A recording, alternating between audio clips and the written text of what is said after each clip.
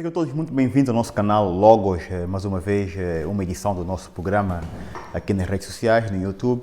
Muito obrigado pela vossa presença e pela vossa contribuição, pelos comentários que nos vão mandando, que nos vão enviando. Nós fizemos uma pausa mais ou menos de 6 meses, para refletir e criar novas ideias e novos pensamentos. E hoje, aqui em Lisboa, decidimos falar sobre religião, e uma religião que é bastante preponderante no mundo. E então decidimos vir aqui à Mesquita Central de Lisboa para conversarmos com o imã, com o Sheikh David Munir, que nos vai dar algumas explicações e tentar contextualizar a preponderância e a importância desta religião, que é uma das 3 religiões mais importantes do mundo, para que possamos nós, angolanos, enfim, o mundo, o universo, não é? Compreender e desmontarmos um bocado a estigmatização que existe, a islamofobia, para que nós possamos então compreender que é uma religião de paz e que todos nós e que todas elas emanam com o mesmo princípio, que é paz e harmonia no mundo. Imã, muito obrigado por ter aceitado o nosso convite. Parabéns pelo programa, não conhecia muito obrigado. O vosso projeto, interessante. Muito obrigado. É um prazer estar aqui. Para começar, o que é que apregoa ou quais são as bases do Islão? Bem, Bismillahirrahmanirrahim, em nome de Deus beneficente, misericordioso. Quando nós falamos do Islão, nós estamos a falar de um código de vida, uma forma de estar na vida. Então, o que é que significa a palavra Islão? Tem 2 significados. O primeiro é submissão voluntária. E esta submissão voluntária refere-se somente a Deus, seja ele ou ela. E também Islã, ou Islão, vem de árabe, Islã significa a paz. A forma tradicional de cumprimento islâmico, o muçulmano, quando encontra-se com outro muçulmano universal, podemos dizer assim. Assalamu alaikum. Exatamente. Então a palavra assalamu alaikum, a paz esteja consigo. Isto significa que, se eu tiver a paz, eu consigo ser submisso. Se eu tiver a paz, eu consigo transmitir essa paz. Então o Islão educa a cada um de nós como obter essa paz, essa tranquilidade. E nos dias de hoje, sempre, mas hoje cada vez mais, precisamos muito desta tranquilidade interna. Muçulmano, não muçulmano, crente, não crente. Hoje todos nós, infelizmente, andamos estressados. Falta de tempo. As horas são as mesmas, são as 24 horas. Mas toda a gente queixa-se de falta de tempo. Então, como o código de vida é universal, qualquer um pode ser muçulmano. Mas eu não posso obrigar as pessoas a serem muçulmanas. Eu não posso chegar ao pé de si, por exemplo, obrigá-lo a ser muçulmano. Mas se a pessoa identificar-se com ela e se quiser reverter-se ou se quiser abraçar o Islão, eu não posso fechar as portas, não posso dizer que não, desculpe, você não nasceu muçulmano, você não vive num país islâmico ou você não posso fazer isso, porque é universal. Então, se eu acredito que o Islão é um código de vida universal, isto quer dizer que eu posso pôr em prática onde eu estiver, porque senão deixaria de ser universal. Claro, universal. E, basicamente, todas as religiões, monoteístas e não monoteístas, ideias, filosofias, basicamente, um dos princípios é uma boa convivência. Respeitar o outro. Saber conviver com o outro. Mas o ser humano, independentemente da crença que tem, para além de ser egocentrista, é materialista, pensa só em si, então quer impor as suas ideias, a sua política, a sua teologia, a sua forma, não só a ele, mas aos outros. Agora, esta forma de impor é que vai muitas das vezes estragar. Uma coisa é eu posso explicar, posso falar sobre o que é justo e onde podemos ter um equilíbrio numa sociedade, desde a parte económica, a parte social. Outra coisa é eu impor as minhas ideias porque são minhas. Agora, o Islão tem 5 pilares básicos como crença. Aqui eu queria separar 2 coisas. O Islão como código de vida, o Islão como crença. Por exemplo, nós no Ocidente, há países, uma boa parte dos países, preocupam-se com o quê? Preocupam-se com a segurança social, com o bem-estar daquelas pessoas que têm certa idade, com o bem-estar daquelas pessoas que estão desempregadas, com o bem-estar. Não é? Você não vê isso nos países islâmicos. Infelizmente não vê. Este ensinamento é corânico. Este ensinamento corânico nós vimos nos países não islâmicos. Mas eles não são islâmicos, percebe? Eles foram tirar isso para pôr em prática. Nos países islâmicos e nos outros países também, o que prevalece é aquele que é rico.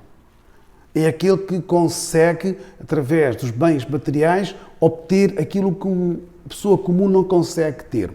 Então, quando nós falamos como código de vida, é universal também.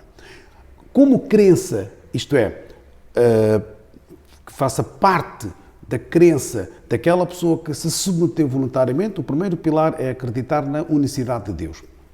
Ele é único. Não há ninguém como Ele, não há ninguém semelhante a Ele, não há ninguém com Ele.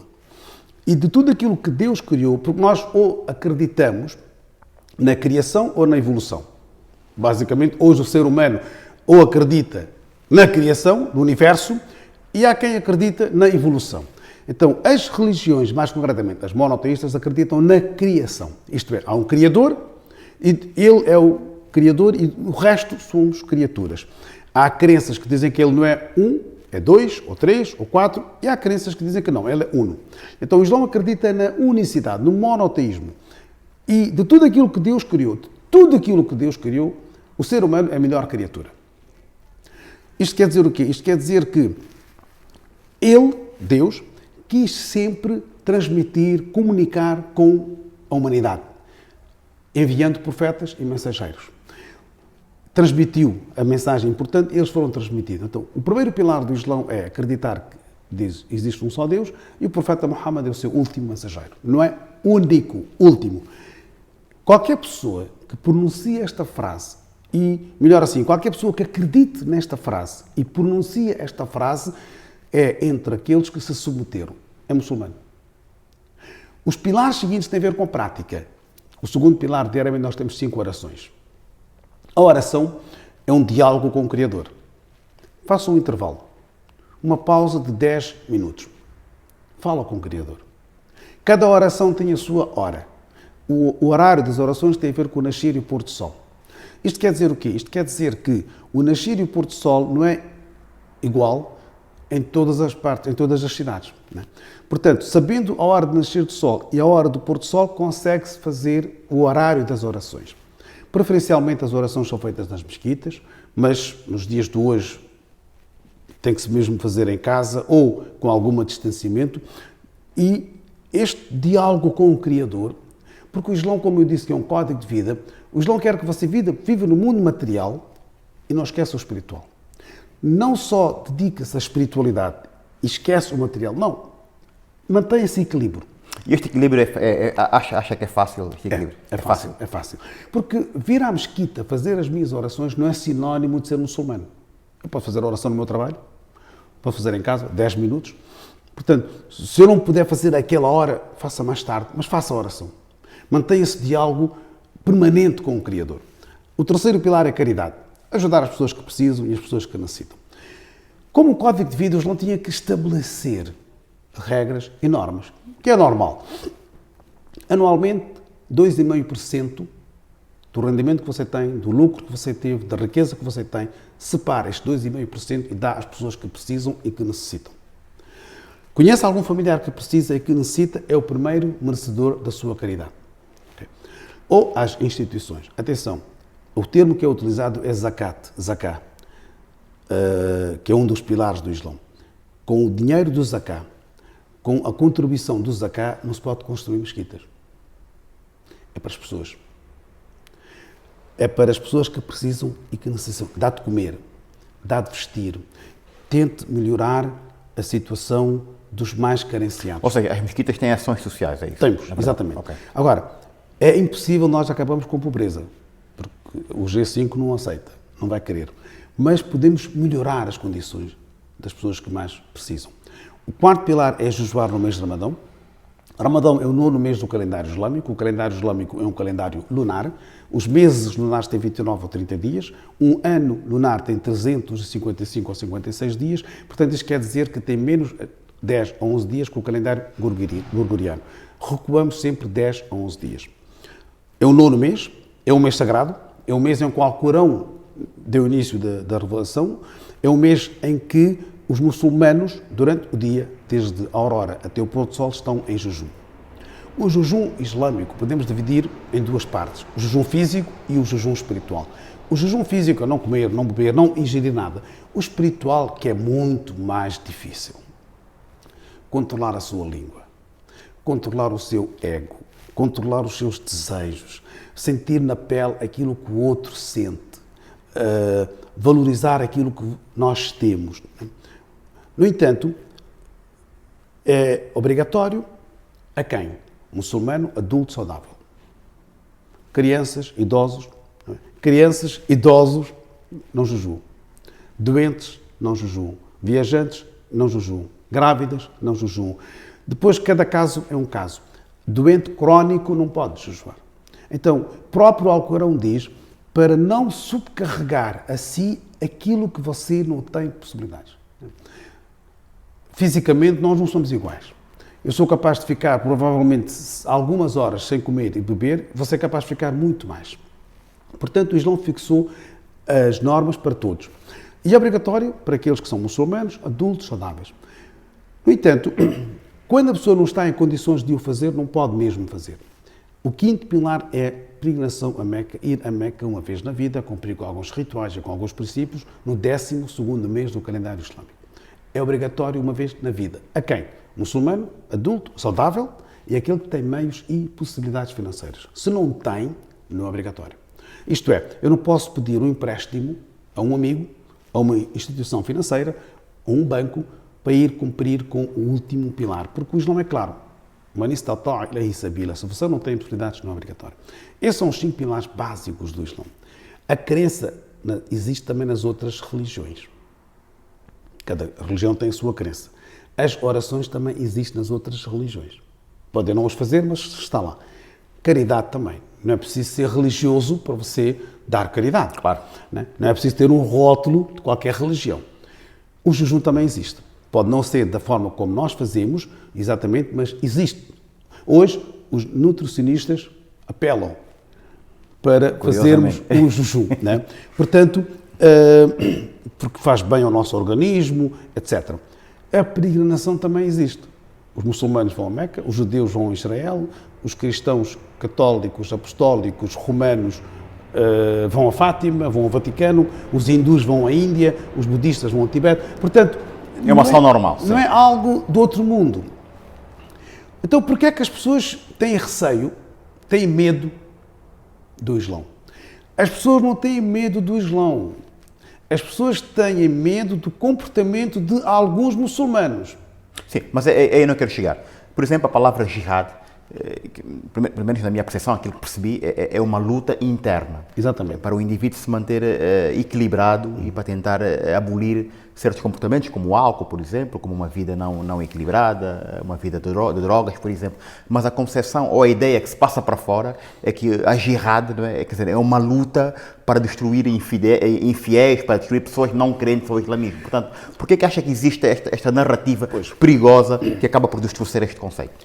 Olha, quando nós tentamos explicar o que é a palavra jihad, porque é má utilizada, má interpretada, e disse muito bem, jihad é um sacrifício, uma luta interna. Isto é, quando você deseja algo, ok, e vai contra os princípios básicos do Islão, então não o fazer é um jihad que a pessoa está a fazer. Certo. Ao exercer o seu trabalho lícito, com muitas dificuldades, é um jihad que a pessoa está a fazer. Quando o profeta regressa de uma batalha, antes de entrar dentro da cidade, ele chama os seus companheiros e dá uns conselhos e diz: nós regressamos de uma pequena jihad para uma maior jihad. Então alguns companheiros perguntaram ao profeta, na batalha, pondo a nossa vida em risco, não é? É pequena jihad? Ir para o conforto da família, estar com a família, estar com as pessoas mais queridas, é o maior jihad? O profeta disse que sim. É o jihad que você vai lutar contra o seu ego. O termo que o Alcorão utiliza para guerra, para batalha, é qatl, ou qital, nem sequer é a palavra jihad. Mas, em qualquer coisa da vida que nós fazemos, seja numa batalha, ou seja numa guerra, ou seja no nosso trabalho, existe o jihad, existe o sacrifício. O Islão não ataca, o Islão defende. E nesta defesa, podemos dizer assim, prepara-se para se defender. E nas batalhas em que o profeta participou, as batalhas que nós temos nas histórias do Islão, é muito próximo da cidade de Medina, onde o profeta residia. Portanto, as pessoas queriam atacar a cidade e os muçulmanos saíram para se defender. No entanto, acontece que o termo jihad tornou-se muito comum, especialmente mais no Ocidente, com alguns jornalismos no meio e com o apoio de alguns muçulmanos mal informados, com pouco conhecimento da sua crença e com muito ignorância, ok? E também com alguma perturbação, é isto que é muito importante dizer às pessoas, porque há pessoas que você consegue fazer uma lavagem cerebral. Com pouco conhecimento. Aliás, durante a época das ditaduras, durante a época onde não havia liberdade de expressão, a maioria das pessoas acabavam por fazer, contra a sua vontade, aquilo que tinham que fazer. Então, acontece que, quando os muçulmanos são informados, uma coisa é você ser crente. É muito fácil. Outra coisa é você ter o conhecimento da sua crença. Coisa que poucos fazem. Percebe? Então, quando as pessoas dizem, por exemplo, jihad é igual a matar os infiéis ou matar os não muçulmanos, é uma interpretação erradíssima do Islão. Não existe este termo. O profeta conviveu com não muçulmanos. Hoje nós convivemos com não muçulmanos, porque se fosse assim, nenhum não muçulmano poderia visitar a mesquita, nenhum não muçulmano poderia estar a conversar sobre o Islão. São interpretações erradas que os ignorantes vão dando sobre o Islão. Se você vive num ambiente pacífico, você torna-se pacífico. Se você vive num ambiente de muita agressividade, de muita perseguição e de muitos maus tratos e de muitas injustiças, você acaba por também ser um deles e acaba por ser de uma forma banal. Transforma-se em vítima daquele sistema, exatamente, do meio então, em que está inserido. Se você existe num mundo, numa cidade ou num país onde a corrupção é banal, passado uma semana, um mês, é igual. Com certeza. Mas quem não está habituado, por exemplo, desculpa lá, mas porquê que eu tenho que estar a pagar e corromper isso? Para uma coisa legal, uma coisa... Não, o sistema aqui é assim. Então, é exatamente o mesmo que se passa. Que, infelizmente, há muçulmanos com pouco conhecimento. Também não sei qual é a agenda dos outros para prepararem essas pessoas, porque basta só você dizer Allahu Akbar, Deus é o maior, que é uma frase muito utilizada nas nossas orações, é uma frase que é agradável, podemos dizer assim, mas é mal interpretada. Se você andar na rua de Lisboa e se pronunciar várias vezes Allahu Akbar, Allahu Akbar, Allahu Akbar, você será cercado pelas polícias. Porquê? Porque associou-se essa expressão com matança, associou-se essa expressão com degolar as pessoas, aquilo que nós vimos, percebe? Porque cada pessoa, infelizmente, que era degolada ao vivo ou através dos canais, das plataformas que há na net, aquilo assustou, porque a pessoa pronunciava Allahu Akbar e separava a cabeça do corpo. Erradamente, percebe? Então, está na nossa mente, está na nossa consciência, está nas consciências das pessoas que esta expressão significa, é sinónimo de agressividade, matança, degolar, coisas péssimas. Mas não.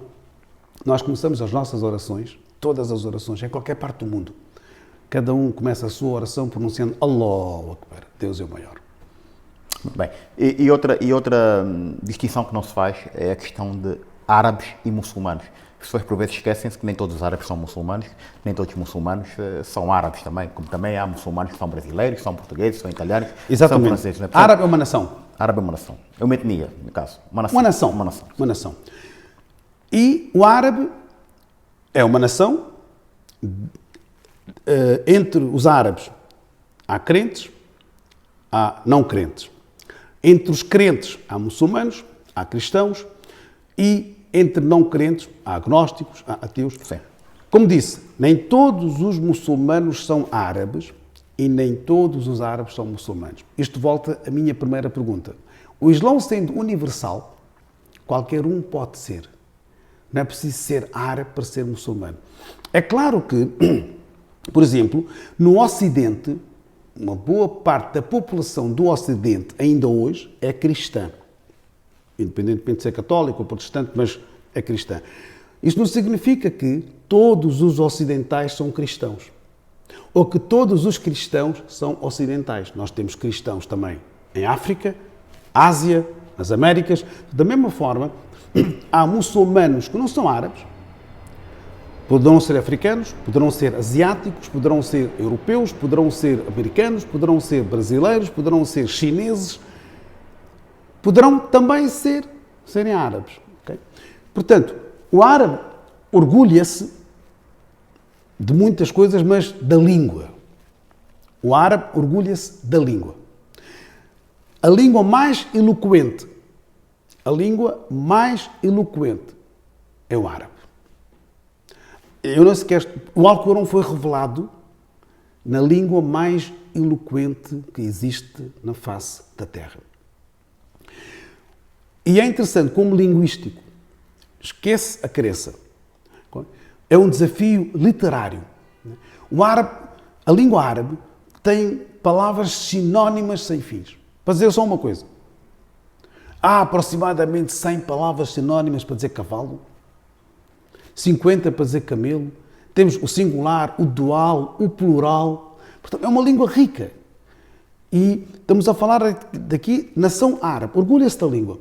E é nessa língua mais eloquente em que o Alcorão foi revelado. Apesar de passar 1442 anos, de acordo com o calendário islâmico, o mesmo Alcorão que foi revelado ao profeta é o mesmo que nós temos. O original ainda existe. Quando há uma tradução, porque a tradução por si já é uma traição, quando há uma tradução em qualquer língua, nós conseguimos detectar se tem erros ou se não tem erros. E os tradutores, depois de estudarem a língua árabe imensamente, têm muita dificuldade em escolher uma palavra na língua que querem traduzir, ou que estão a traduzir, que seja fiel àquele contexto. Percebe? E às vezes, para explicar, tem notas do rodapé. Aquele versículo também significa isto. Tem de ser esmiuçado, tem de ser explicado. Exatamente. Porque senão a pessoa, ao ler, poderá não perceber o significado essencial que ela contém. Então será recomendável que o Alcorão seja lido na língua original, o árabe, neste caso? Claro. Aí a pessoa aprende a língua árabe para ler, para saborear. Tradução ajuda-nos, exatamente, é bom, é benéfico, ajuda aquelas pessoas que não sabem o árabe ou que sabem muito limitadamente e que queiram perceber a mensagem, porque a mensagem corânica é para toda a humanidade. Certo. Okay? E mesmo não sendo muçulmanos, a pessoa tem acesso, pode ler, percebe? Agora, se há uma tradução com erros, nós conseguimos detectar. Como temos o original, é o único livro sagrado que existe hoje, onde, na sua totalidade, é original. No cristianismo não existe o original na totalidade. No judaísmo também não. Eles próprios sabem, não é algo que eu esteja a ofender, não estou a ofender a ninguém, com todo o respeito, e os estudiosos é como nos dizem, mas o Alcorão ainda temos o original. Por isso é que, e é mérito de quem? Não, Deus quis assim, Ele revelou, preservou e guardou. O Islão é a única religião não cristã que aceita Jesus como um profeta e mensageiro de Deus. Muito bem. Daqui é importante fazer essa distinção, porque as pessoas confundem Alá com o profeta Muhammad, que são coisas completamente distintas. O profeta Muhammad foi um homem, como o profeta Jesus foi um homem, foi um mensageiro, pessoas muito especiais. Estas religiões têm aqui um grau de parentesco, digamos assim. O profeta Arcanjo... O que acontece? Nós podemos pegar no judaísmo, no cristianismo e no islã. Sim. No judaísmo, a figura mais marcante é Moisés, por causa da lei, do Taurat. Certo. No cristianismo, marcante foi Jesus. Okay? E no islã, marcante, aquele que recebeu a última mensagem foi Muhammad, e aceitando Jesus como um grande profeta e mensageiro de Deus, Moisés como um grande profeta e mensageiro. Sabe qual é o profeta que vem mais mencionado no Sagrado Alcorão, que contém 114 capítulos, mais do que 6.000 versículos? O mensageiro e profeta que vem mais mencionado no Sagrado Alcorão é Moisés. Moisés. O nome de Jesus, Isa alayhi salam, que a paz esteja com ele, é mencionado no Alcorão 25 vezes. O Alcorão foi revelado a Muhammad 5 séculos depois de Jesus. Nome Muhammad no Alcorão vem 5 vezes. O Alcorão tem 114 capítulos. É isto que muitas vezes eu transmito a não muçulmanos, especialmente aos cristãos, para conhecerem o Islã. E mais uma vez agradeço a vocês, especialmente a si, que 114 capítulos tem o Sagrado Alcorão. O 19º capítulo tem o nome de Maria, Mariam. Refere-se a quem? Maria. A mãe de Jesus. O Alcorão foi revelado a Muhammad. Foi. Muhammad não é o autor do Alcorão. Porque se ele fosse o autor do Alcorão, se fossem ideias dele, ele poderia, sem dúvida, pôr um capítulo em nome da sua mãe, que chamava-se Amina. Vamos tentar recuar. Naquela altura, quer dizer, a Península Árabe, não é? Era uma região politeísta, certo? Em que existiam vários deuses. Mas quando o Alcorão é revelado, fala sobre o monoteísmo. Sim. Está bem? Mas estamos a falar em termos de personalidades.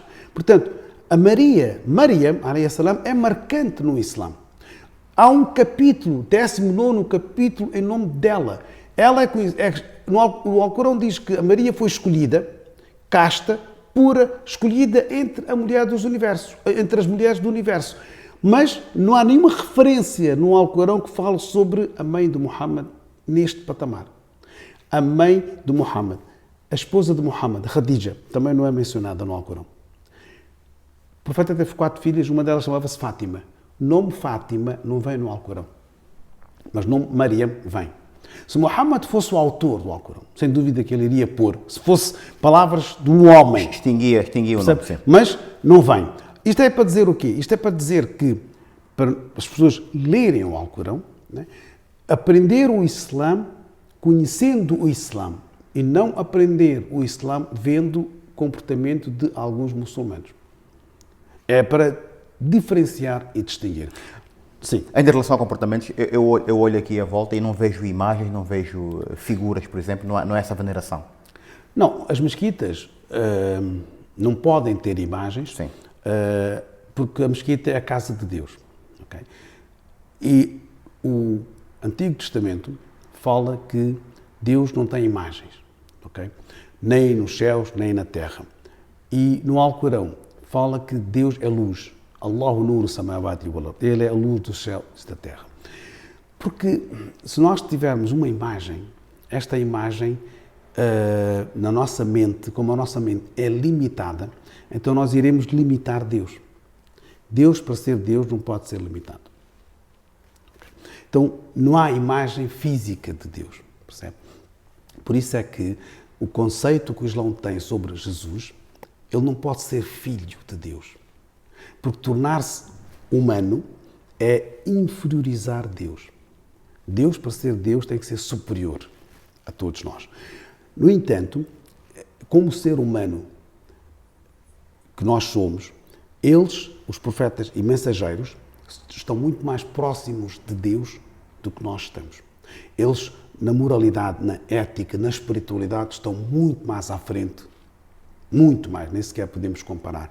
Para eles, a sinceridade, nós às vezes somos sinceros, às vezes tentamos ser sinceros, às vezes caímos nas tentações. Profetas e mensageiros não. foram sempre sinceros, foram exemplares, foram aquelas estrelas que brilharam e que iluminaram a humanidade.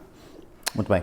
Um outro problema que existe em relação à islamofobia, depois de 2001, quando infelizmente aconteceram os atentados na América de 11 de setembro, o que se vê hoje é uma certa perseguição, digamos assim, ou um certo complexo que há perante os muçulmanos por volta do mundo. Portanto, esta concepção, para si, acha que isso poderá mudar um dia, ou há aqui um propósito para denegrir a imagem do Islão, associando sempre o Islão, por exemplo, a atos terroristas? Porque é um outro pormenor.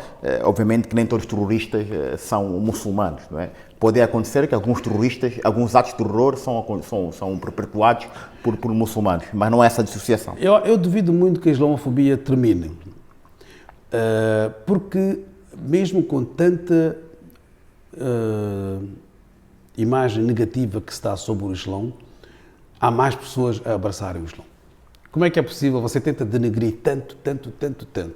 Você diz que é uma crença que apela à guerra, é uma crença que não tem nada a ver com a paz, é uma crença ultrapassada, pertence à Idade Média, mas globalmente, se nós formos ver... Estamos a falar de mais de 1 bilhão Nos dias de hoje, há mais pessoas a aderirem, a abraçarem o Islão do que qualquer outra crença. Porquê?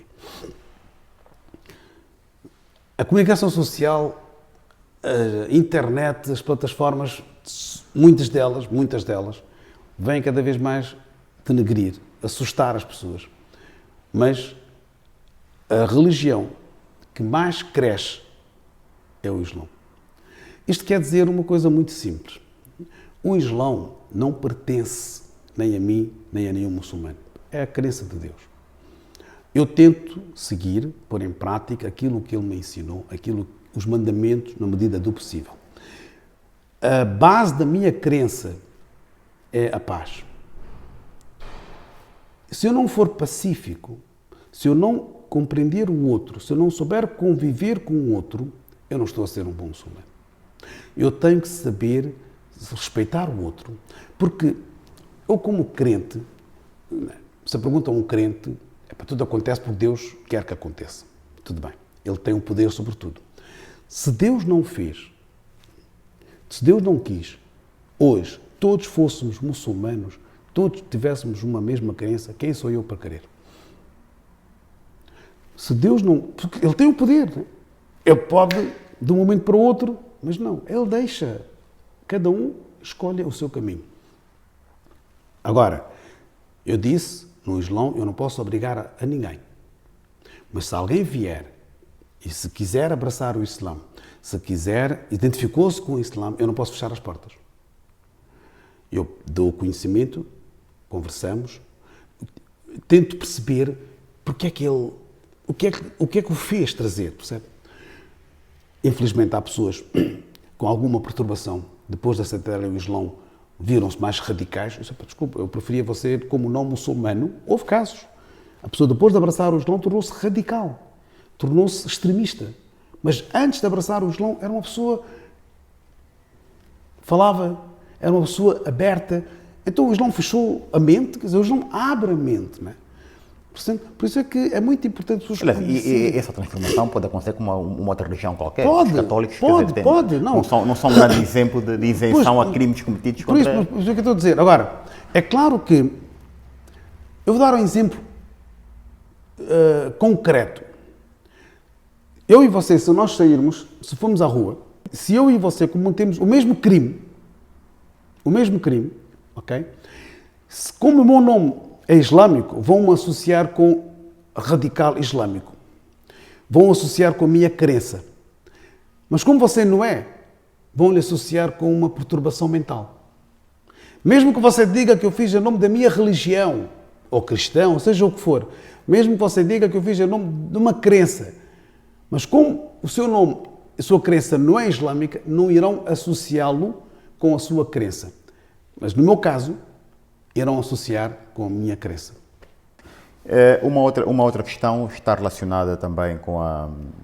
Enfim, pelo menos no continente africano, nós temos percebido que tem havido muitos problemas com o crescimento do Islão, digamos assim, sendo uma religião importante no nosso continente, embora tenha uma conotação, sendo uma religião que é mais praticada no norte de África, no Magreb, digamos assim.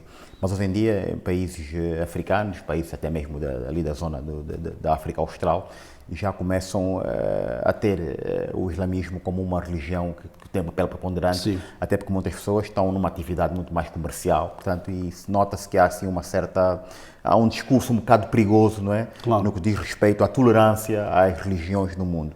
Portanto, eu queria perguntar a si qual é a sua perspectiva e o que é que acha que os países africanos devem fazer no que diz respeito à tolerância, a respeitar as confissões religiosas. O país africano, cada país da África tem a sua realidade. Muitas das vezes, infelizmente, depende do poder político. Okay?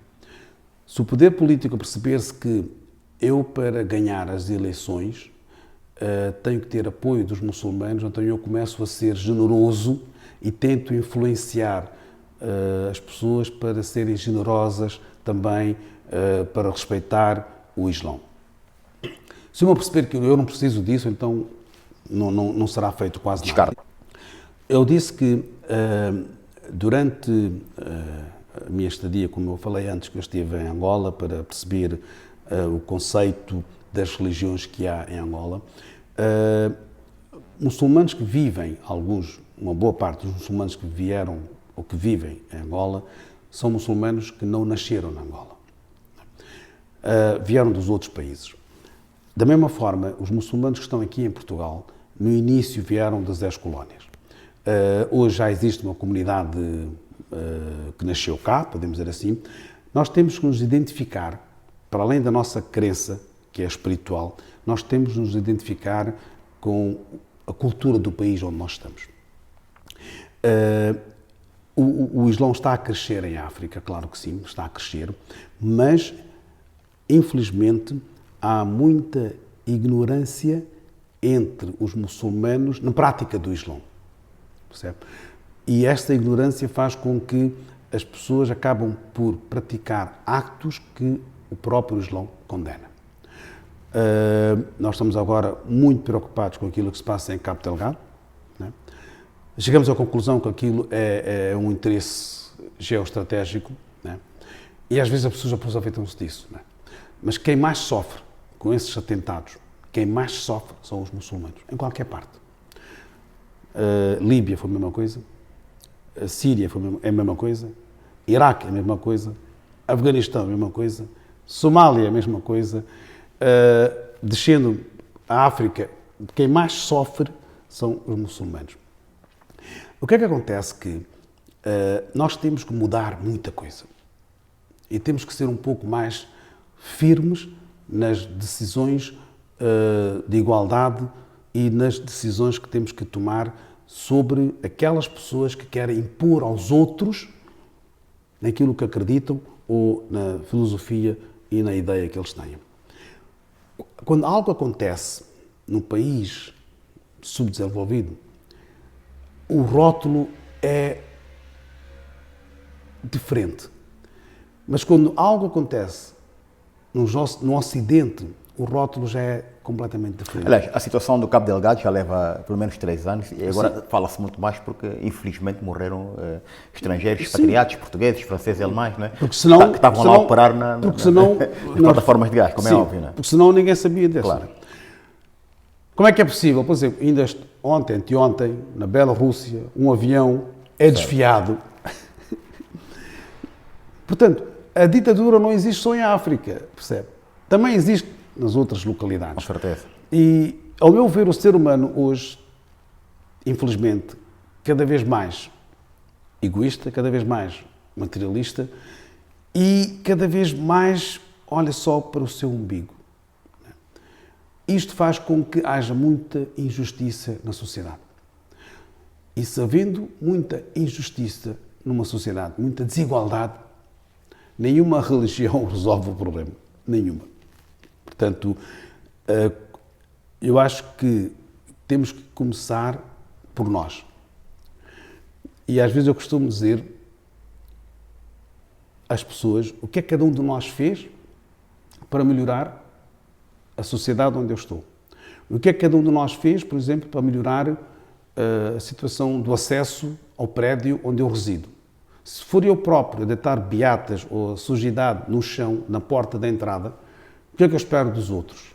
Percebe?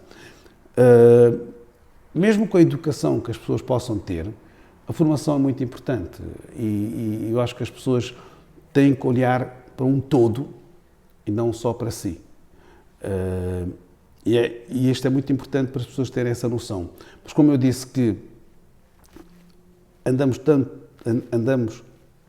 tão estressados que nem sequer temos tempo para nós, para os nossos, porque queremos ganhar um pouco mais que o outro. Claro. E a relação do Islão e a mulher? Porque há uma ideia errónea, errada, que o Islão, de certa forma, ostraciza as mulheres, que tem uma posição subalterna. Ok. Portanto, era bom também falar assim, um bocado sobre isso. Sim.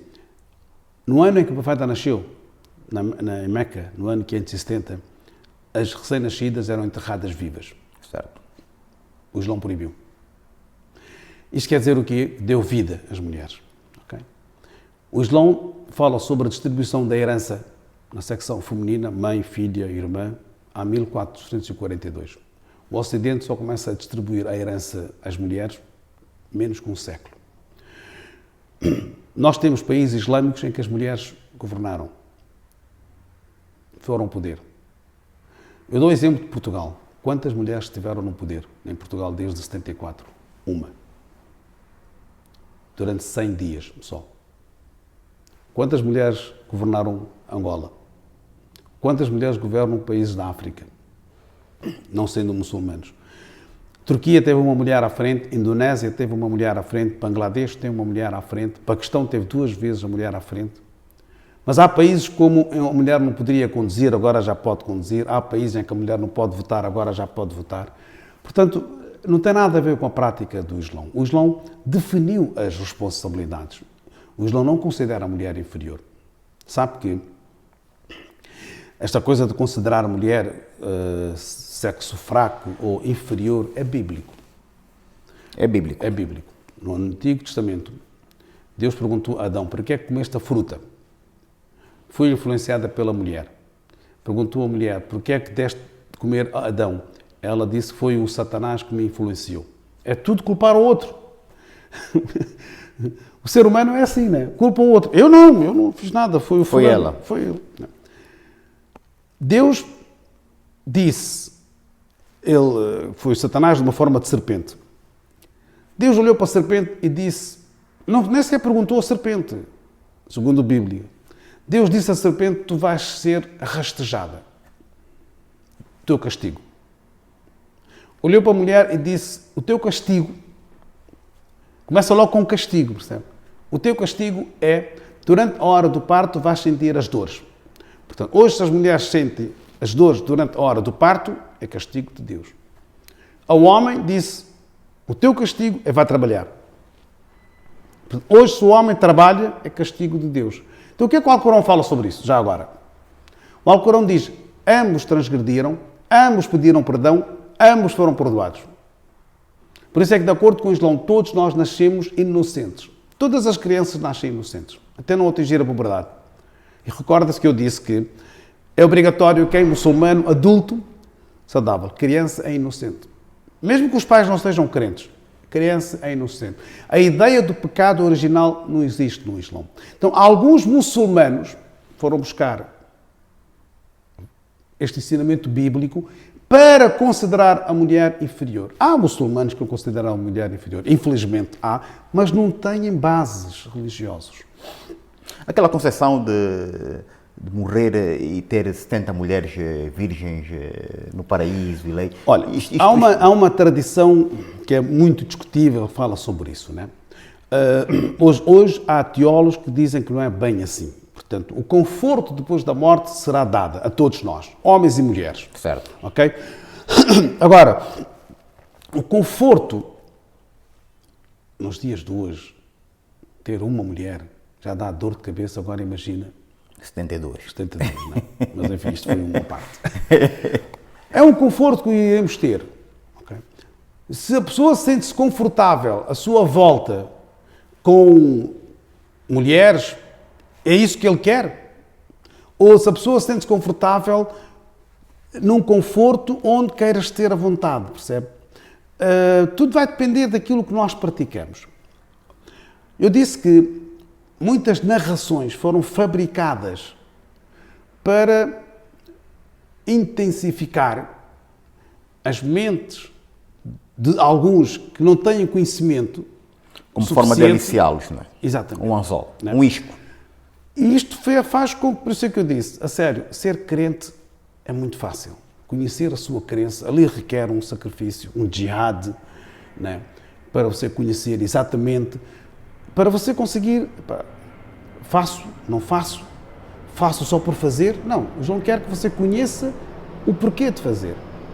Tudo bem, os nossos professores nos ensinaram, os nossos teólogos nos ensinaram, mas também não fecharam as nossas mentes. Por isso é que grandes teólogos, humildes, mas muito mesmo conceituados, depois de darem o seu parecer, no fim escreviam Wallahu a'lam, Deus sabe melhor. Esta é a minha ideia. Isto é o que eu acho vendo o contexto em que eu estou inserido.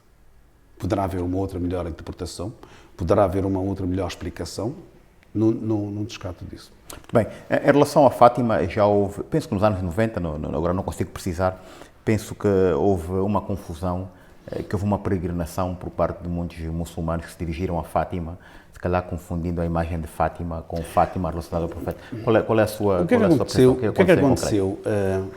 Isto ocorreu, efetivamente, não é? Sim, nos anos 90, o professor Moisés Espírito Santo lançou um livro e que falava sobre a Fátima.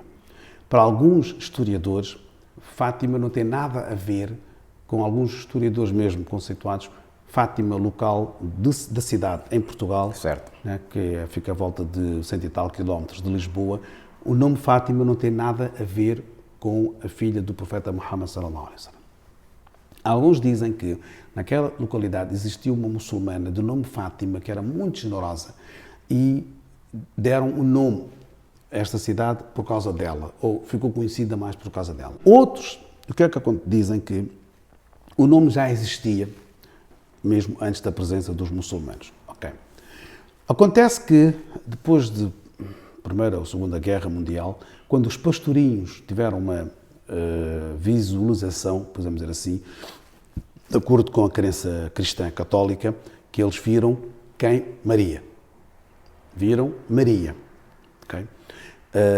E que lhes disse, recomendou que iria estar cá as próximas vezes e que recomendou que construíssem um templo, podemos dizer assim, uma catedral, uma igreja, ou seja, o que for. No entanto,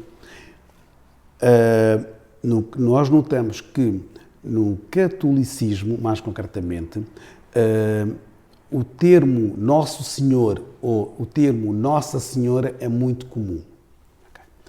E como a visão foi em Fátima, então passou a ser Nossa Senhora de Fátima. Quem é Nossa Senhora de Fátima? É Maria. Portanto, um outro nome de Maria, mãe de Jesus, passou a ser a Nossa Senhora de Fátima, porque ela apareceu em Fátima. Se tivesse aparecido, por exemplo, em Luanda, seria Nossa Senhora de Luanda. De Luanda. Okay? Agora, quando uma televisão iraniana, para a comunidade islâmica está dividida em duas partes, sunitas e xiitas, para os xiitas, os irmãos xiitas, podemos dizer assim, Fátima, filha do profeta, é uma pessoa muito marcante. Okay? Para os sunitas também, mas para os xiitas um pouco mais. No entanto,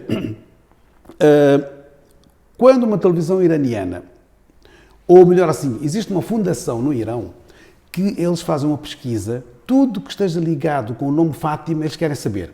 Imaginemos, há um prédio muito antigo com o nome Fátima. Por que é que tem esse nome? Há um rio com o nome de Fátima. Então vão investigar. Vão investigar, vão saber há uma cidade com o nome de Fátima. Então vieram, e quando vão a essa cidade, vejam uma igreja enorme, cristã. Houve uma má interpretação que O jornalista disse, quando deu a reportagem, quando fez o documentário, ele narrou e disse que uns cristãos, em homenagem a Fátima, filha do profeta, construíram Aquela igreja. a igreja. Ok. Então, iranianos pedem vistos para ir a Portugal como peregrino. A embaixada portuguesa ficou perplexa. Eu recebi telefonema perguntarem: peregrinação no Islão é aonde? Eu disse: a peregrinação no Islão é Meca, no 12º mês do calendário islâmico. Okay? Eu posso ir a Meca nos outros dias, nos outros meses, mas não serei como peregrino. Okay? É que nós temos aqui um pedido enorme de vistos de iranianos que querem ir a Fátima como peregrinos. Então, tudo bem, eles acharam isso, mas depois disseram que foi por causa desta reportagem... Esta confusão que esta existiu. confusão. Eu costumo ir a Fátima como visitante. Depois vou a Santarém, depois vou a Nazaré. Portanto, faço aquele, às vezes, um percurso, mas não vou como vai um católico, apostólico, romano, com aquela fé, com aquela crença, com aquela submissão, podemos dizer assim, porque é um monumento, não é? É um monumento. A ida é completamente diferente. Por exemplo, se você for ao estádio do Benfica, ao estádio da Luz, quando joga Porto-Benfica, você vai ver o jogo. É igual. Ele é indiferente. Né? Agora, se for ver o seu clube, ou o nosso clube, a jogar, seja em casa ou fora, já vai com outro entusiasmo. Outra emoção. Outra emoção. Da mesma forma, quando um não católico vai a Fátima, não vai com a mesma emoção espiritual que vai um católico. Vai só para ver, visitar. E às vezes quando vêm muçulmanos visitar Portugal, amigos meus, você quer levar aonde? Vai levar a Sintra, vai levar a Cascais, vai levar aonde? Uma cidade mais próxima, histórica, tem a sua história, ok? Né? E uma certa explicação por causa do nome Fátima, claro, por causa do nome Maria. Então mostro Fátima, depois vamos a Nazaré, depois vamos a Batália, aquelas localidades históricas, mas claro, como visitante. Claro. Bom, estamos já a terminar, uma última questão. Qual é a sua percepção, olhando para o mundo, para o conflito, por exemplo, israelo-palestino, e também perguntava-lhe, para fechar, qual é a sua percepção ou a sua visão, como é que você encara o mundo com os problemas que são subejamente conhecidos hoje? O homem, nessa ânsia de criar meios para evoluir, mexe com coisas que, em princípio, nos parecem boas, mas também são perigosas, códigos genéticos, mexe com sistemas naturais que nós sempre tivemos, mas como é que você vê hoje o mundo? Não acha que estamos a entrar por um caminho perigoso, em que há aqui o conflito entre religião e ciência? Falando sobre a questão de Palestina, Israel, é como se fosse você desse-me guarida em sua casa. Você tem uma casa enorme. Dê-me um quarto. Eu gostei do quarto, começo a querer ficar no quintal. Depois quero acrescentar mais. Depois chega a um certo ponto que eu fico com quase metade da sua casa. E vou empurrando você para um canto. E a sua família fica dispersa. Há quem sai da sua casa, vai para a casa do vizinho, porque não aguento. Okay? E por aí fora. 40 anos depois, você não tem casa.